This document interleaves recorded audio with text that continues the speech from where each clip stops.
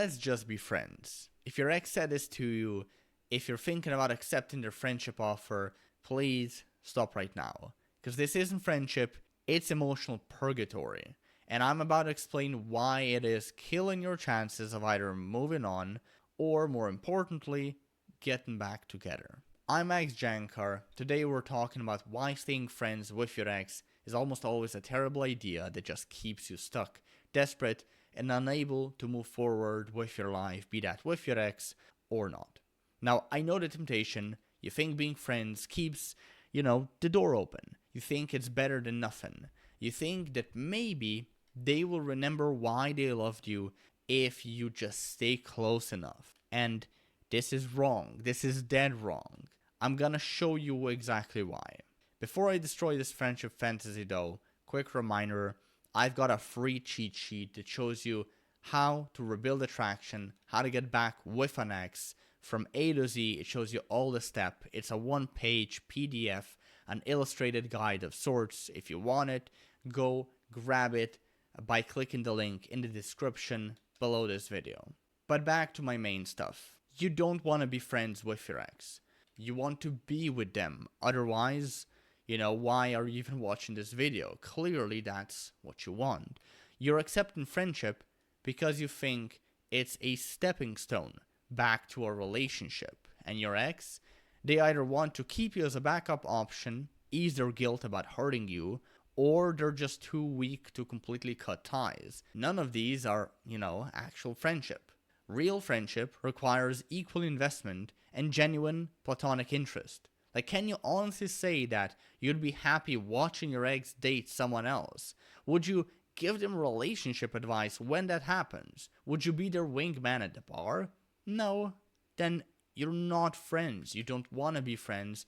You're just, in that case, two people pretending. Now look, I tried the whole friends with an ex thing back in the day with my ex.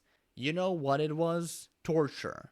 And it's the same for most people, probably every person who wants to get back with an ex that I've coached in my life, in my 5+ years of doing this shit. Every hangout for me personally was just hoping she would realize that she made a mistake. Every text exchange was me analyzing her words for hidden meaning. I mean, that's not friendship, that's self-inflicted emotional abuse. Now here's what really happens when you agree to being friends.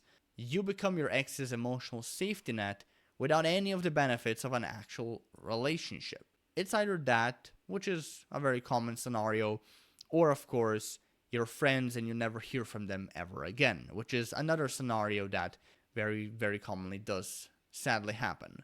But let's unpack the first one, because it's a little bit more complicated. There's more to unpack there.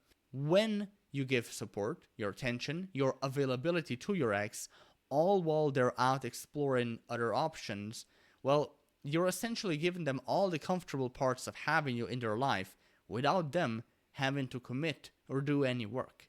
They get to feel less guilty about the breakup because, you're still friends. They get validation that they're not a bad person because you still want them in your life. And meanwhile, what do you get? You get to watch them move on. You get to watch them date other people. You get to hear about their dates. You get to pretend you're okay with being demoted from lover to buddy. You get to be their therapist while you're dying inside. And your ex gets to have their cake and eat it too. They get the comfort of knowing you're still there if they need you, but without any obligation to you. Like, why would they even take you back when they're getting what they want for free? Now here's another dark aspect of this staying friends thing. It actually prevents you from moving on. It prevents you from healing, recovering, actually growing as a person, and being happy even. Like, you can't move forward with your life if you're still connected to your ex. It's psychologically, I'd say impossible if I'm being really doomer mentality. I would just say, if I'm being a little bit more gracious, it's psychologically very torturous. Every interaction that you have with your ex, it reopens the wound, the breakup wound. Every text reactivates the attachment. Every time you see them, your brain floods with the same chemicals that bonded you in the first place. And staying friends, it therefore keeps you in limbo. You can't fully grieve the relationship because it's not really over, and you can't fully heal because you keep getting little hits of hope. You can't date anyone new because you're still emotionally tied to your ex. Like, I've worked with enough people who stayed friends with their ex for years, and many times these people, they wasted years of life because they kept being stuck in this gray area.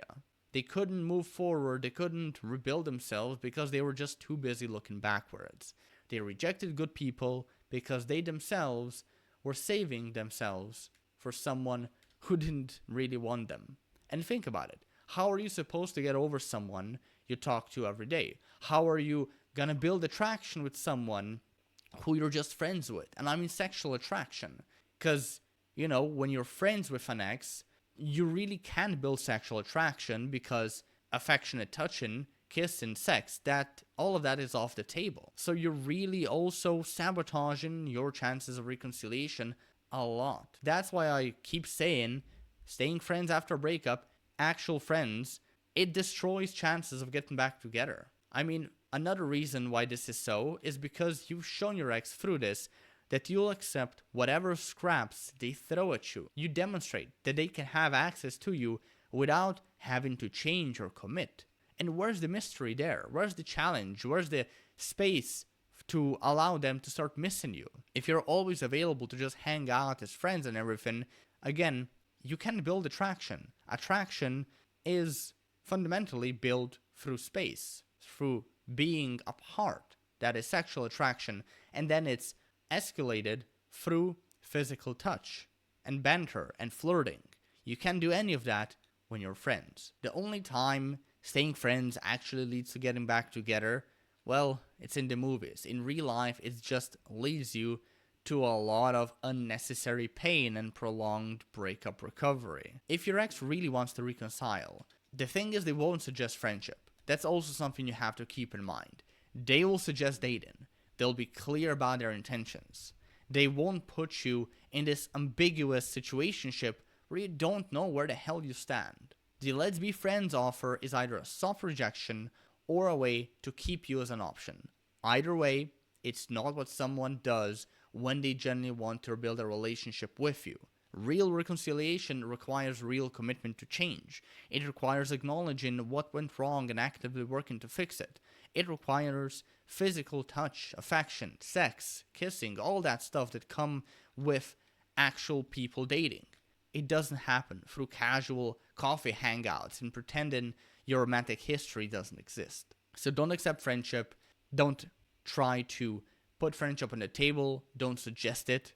Be very clear from the get-go that it's romance or simply not interested with your ex. That's gonna be your best bet of keeping the whole relationship drama-free and being very clear from the get-go that it is romantic relationship that you're looking for, okay? It's really that simple.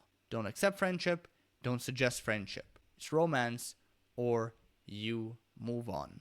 If you want to go deeper into my process for getting an ex back, again, this is just one part of the big picture. If you want to learn more about the other parts like dating, no contact, what to do when you get rejected, how to escalate things emotionally and physically, go grab my reattraction cheat sheet, link below this video. It's a one-page PDF, an illustrated guide of sorts that guides you through this entire process with my approach based on honesty and actual self-improvement and proven psychology. No games, no quick fixes, no BS like that. That's it from my side. Hope you enjoyed this video and take care.